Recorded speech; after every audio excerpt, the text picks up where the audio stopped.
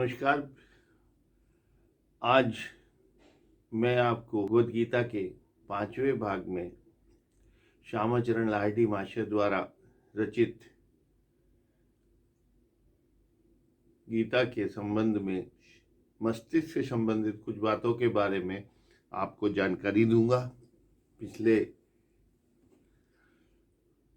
Video में मैंने आपको शरीर से संबंधित शरीर के किस भाग को कौन सा क्षेत्र कहते हैं उसकी जानकारी दी थी। पहले मैं आपको आज ये चित्र दिखा देता हूँ, फिर इसके बारे में बताऊंगा कैसे कैसे ये शारीरिक मस्तिष्क की रचना है।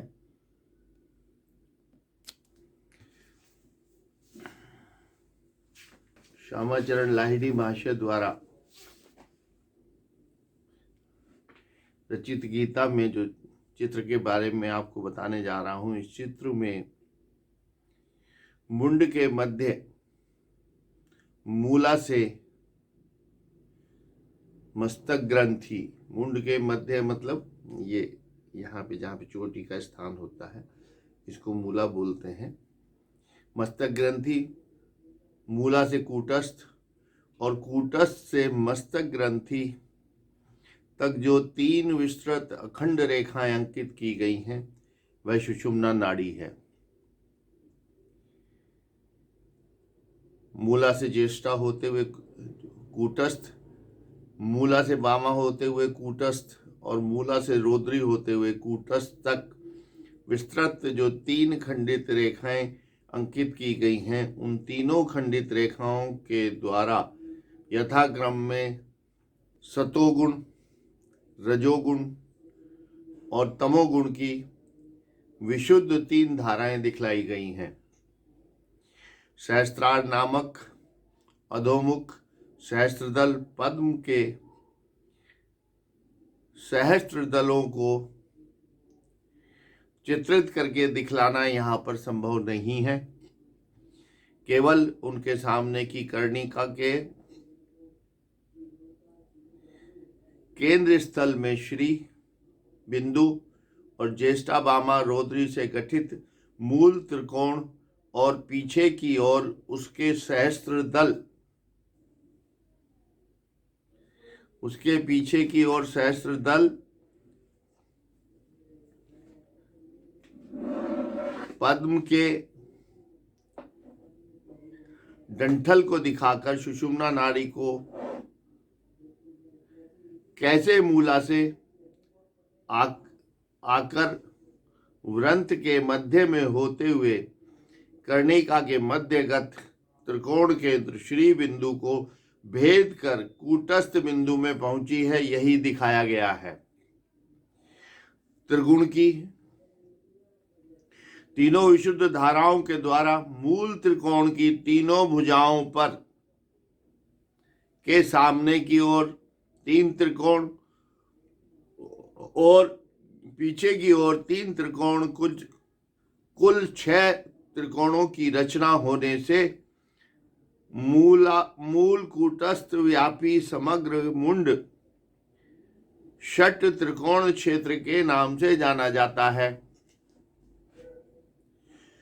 उस छठ त्रिकोण क्षेत्र के सामने की ओर कूटस्थ ज्येष्ठा वामा, दूसरा कूटस्थ ज्येष्ठा रोद्री और तीसरा कूटस्थ वामा रोद्री, ये 3 त्रिकोण हैं। और पीछे की ओर मूला ज्येष्ठा वामा, मूला ज्येष्ठा रोद्री, मूला वामा रोद्री, ये त्रिकोण है। कुल मिलाकर 6 त्रिकोण बने। इस छठे चित्र में जहां पर मूला लिखा हुआ है, मुंड में वही स्थान ब्रह्मरंध्र है और यही दशम द्वार अवस्थित है तथा उसी जगह पर ब्रह्म शक्ति मूल प्रकृति भी उपस्थित है। मूला प्रकृति स्वभावतः त्रिगुणमयी होते हुए भी चेतनामयी, प्राणमयी और गुणमयी है तथा वही मूला के रूप में स्पंदित और क्रियाशील होती है, और यही मूल रूप से भगवान की विशेष नामक शक्ति या विसर्ग शक्ति बनकर इस जगत के उत्पाद का कारण बनती है। जब मूला क्रियाशील होती है तब वह अपने गुणों की साम्यावस्था को त्याग कर सतोगुण, रजोगुण और तमोगुण, इन तीनों नामों और 3 रूपों से प्रस्फुटित होकर 3 धाराओं में विभक्त हो जाती है। तब उनमें से चेतना प्रवाह, प्राण प्रवाह और त्रिगुण प्रवाह बहना आरंभ हो जाता है। इन तीनों प्रवाहों से जगत में जैसे प्रवृत्ति मार्ग में चांचल्य में सृष्टि, स्थिति और लैब की ज्वालामयी अथच मोहमयी अफुरंत अशांति का प्रवाह प्रवाहित होने लगता है, वैसे ही निवृत्ति के मार्ग में सब प्रकार चंचलता स्थिरता में बदल जाती है और तब अफुरंत निर्वाण, शांति तथा आनंद की धारा प्रवाहित होने लगती है।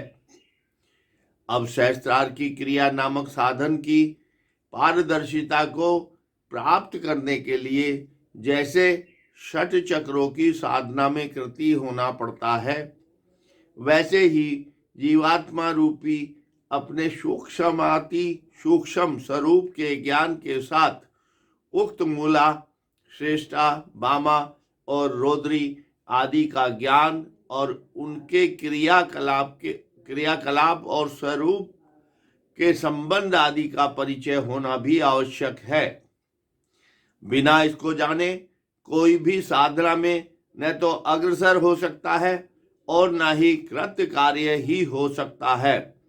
इसीलिए भक्त साधक राम प्रसाद ने अपने गीत में कहा कि ना जानिले ज्येष्ठा मूला के भागिए तोर धूला खेला। जीवात्मा की देह को रहस्यमय उत्पत्ति के प्रकरण को जान लेने पर उस सूक्ष्माति सूक्ष्म तत्व समूह का विशेषता जीवात्मा कितना सूक्ष्म और अतीन्द्रिय है इसका ज्ञान हो जाता है। इस विवेचना के बाद मनुष्य शरीर उत्पत्ति का प्रकरण वर्णन किया जाएगा। आज बस इतना ही। अगले भाग में मानव शरीर की उत्पत्ति का प्रकरण मैं आपको बताऊंगा। धन्यवाद, नमस्कार।